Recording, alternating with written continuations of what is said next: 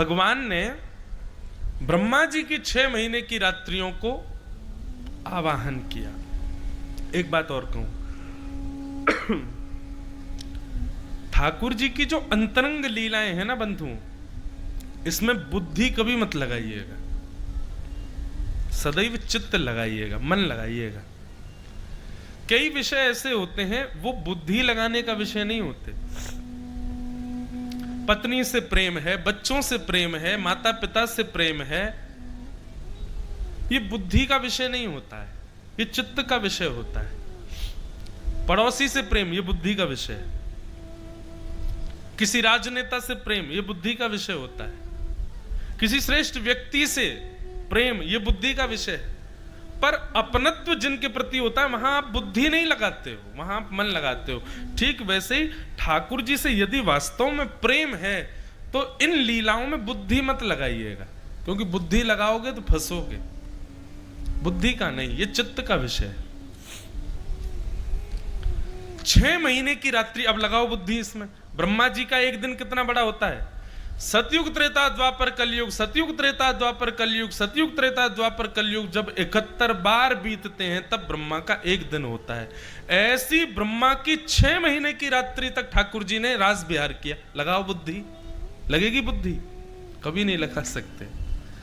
इसलिए भगवान की अंतरंग लीला बुद्धि नहीं, मन का विषय है। अब हमने इसमें मन लगा के क्या उत्तर निकाला बटुक जी? एक भाव मन में आया कि ठाकुर जी ने ब्रह्मा जी की 6 महीना की रात्रि तक रास विहार किया। इसका मतलब नंद बाबा, मतलब कलयुग, सतयुग त्रेता द्वापर कलयुग कितनी बार बीत गए होंगे, कितनी बार चतुर्युगी, कितने मनवंतर बीत गए होंगे, तब जाकर के ठाकुर जी का रास पूरा हुआ होगा। लेकिन तभी चित्त में एक बात आई कि ब्रह्मा जी की 6 महीना की रात्रि इतनी बड़ी है, ठाकुर जी ने एक साथ उसमें रास नहीं किया। ठाकुर जी ने रास तब प्रारंभ किया और आज तक और अनवरत आगे तक 6 महीना जब तक ब्रह्मा के पूरे नहीं होंगे तब तक रास चलता रहेगा। आज भी चल रहा है, आगे भी चलेगा। यहां शुक्राचार्य जी कह रहे हैं तारात्रि, इतनी रात्रियों तक ठाकुर जी ने रास किया नहीं, अभी भी कर रहे हैं, अभी भी चल रहा है और चलता रहेगा। वृंदावन में आज भी लीला करते हैं ठाकुर जी, आज भी रास विहार करते हैं।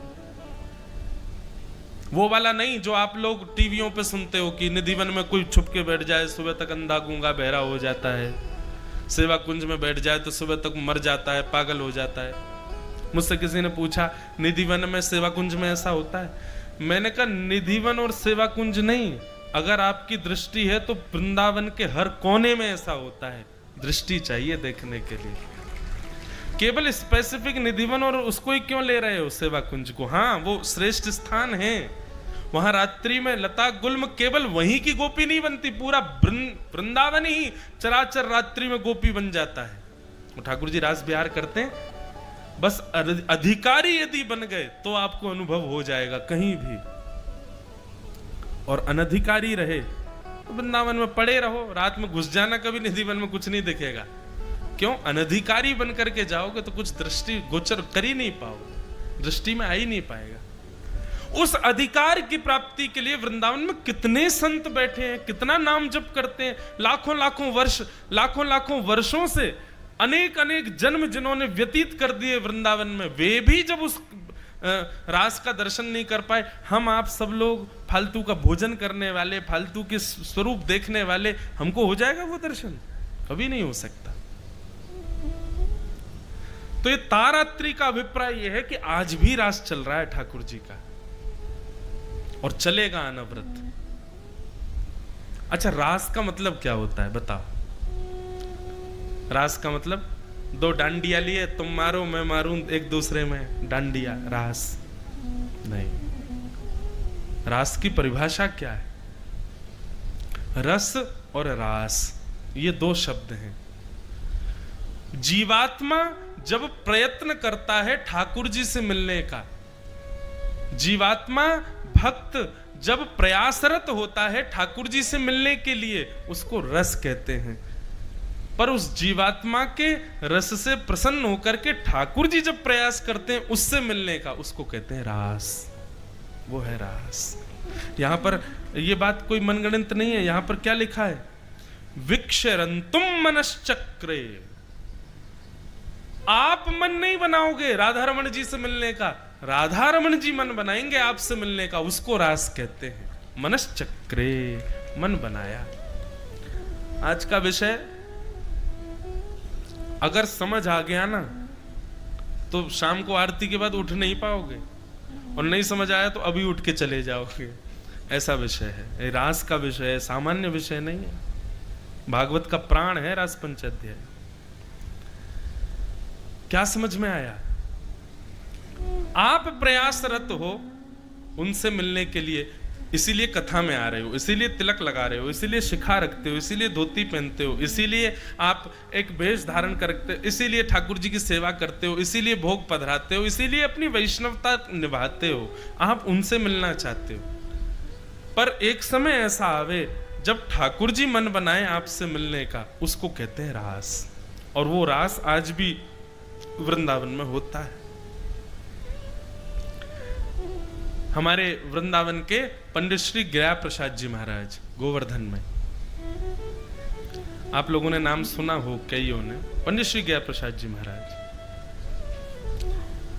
तो हमारे वृंदावन में कहते सब लोग, बाबा ब्रज के तो सबरे बालक ही गोपाल हैं, बस दृष्टि चाहिए।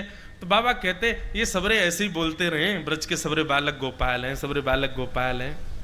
और बोले बाबा ब्रज के सबरे बालक गोपाल हैं, और वो गोपाल यदि कभी मुकुट पहन लेना तो यूं समझ लियो पूर्ण गोपाल हैं। तो बाबा कहते बोले ये सब लोग ऐसे ही बोलते हैं, कुछ है थोड़ी ऐसी बात, अपनी ब्रज की महिमा बढ़ा चढ़ा करके बोलते हैं। तो एक बार बाबा किसी रास बिहार का दर्शन करने गए। रासलीला होती है ना, तो रासलीला में आज भी बंधुओं अगर वृंदावन से रासलीला करने वाले आए हैं तो आप लोगों को पता होगी, वे अपने ठाकुर जी को स्वरूप को वो सामान्य बालक नहीं मानते, वो बैक स्टेज भी उनको ठाकुर जी बोलते हैं, क्योंकि वो साक्षात ठाकुर जी मुकुट पहनते हैं। तो बाबा की थोड़ी रुचि कम थी, उनको श्रृंगार दिखता था, उनको मेकअप दिखता था, उनको मुकुट दिखता था। तो बोले कोई बालक सजा दिया है, कोई भगवान थोड़े ही है। रास में आते थे, अब सब लोगों के तो नेत्र सजल, बाबा चुपचाप बैठे रहते थे। एक दिन बाबा ने मन में विचार किया, अगर ये वास्तव में भगवान हैं तो आज मुझे ये कोई ऐसी लीला करके दिखाएं कि कोई फल स्वयं खाएं, और फल भी कोई फल नहीं, अमरूद स्वयं खाएं, और अपना झूठा अमरूद मुझे अगर इन्होंने खिला दिया तो मैं मान जाऊंगा कि ये भगवान है। और वो ये विचार करके ही रासलीला देख रहे थे। रास बिहारी ठाकुर जी नृत्य कर रहे थे मंच पर, हजारों लोग दर्शन कर रहे थे। और नृत्य करते करते करते करते रास बिहारी अचानक रुक गए, और रुक करके सीधे बाबा को देखा, और बाबा को देख के ऊपर से बोले ऐसे करके। तो बाबा पहले तो सहम गए, बोले जी क्या कर रहे हैं। और इतने में ठाकुर जी दौड़ करके मंच के किनारे में एक थैली में अमरूद रखे थे, निकाल करके लाए, एक बार स्वयं खाया, सीधे मंच से कूदे और बाबा की गोद में जाकर बोले खोलो मुंह पाओ। कह रहे थे ना हमको पवाओगे तो मानेंगे। बाबा 2 दिन की मूर्छा में चले गए, उनको विश्वास नहीं हुआ कि साक्षात परमात्मा, ये रास है। ऐसे रास आज भी होते हैं वृंदावन में। ऐसी लीलाएं, छोटी छोटी गुप्त लीलाएं कितनों के साथ होती हैं। कभी बिहारी जी के मंदिर में कोई सांवला बालक आकर के हाथ पकड़ के ले गया किसी को, कभी कहीं कोई बैठा था भूखा प्यासा उसको भोजन दे गया कोई, कभी कोई मन में विचार कर रहा था कि बिहारी जी आज बहुत भीड़ है आपने दर्शन नहीं दिए, ठाकुर जी स्वप्न में आकर के बोल गए, बोले तुम मंदिर के बाहर बैठे थे, तुम्हारे बगल में इतनी देर में बैठा रहा तुमने देखा ही नहीं। ऐसी ऐसी लीलाएं आज भी रास बिहार हर क्षण हर पल चलता है। बस रास को आप ये मत समझा करो कि कोई गोपी के साथ ठाकुर जी नाचते हैं, तुम स्वयं एक गोपी हो, तुमसे मिलने के लिए ठाकुर जी कोई योजना बनाएं, अपना अनुभव कराएं, वही रास है। वो आज भी होता है वृंदावन में।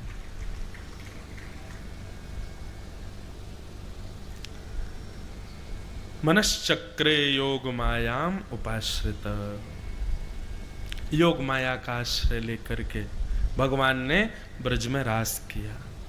योग माया आश्रित मतलब असंख्य गोपियां ठाकुर जी के साथ रास विहार कर रही थीं।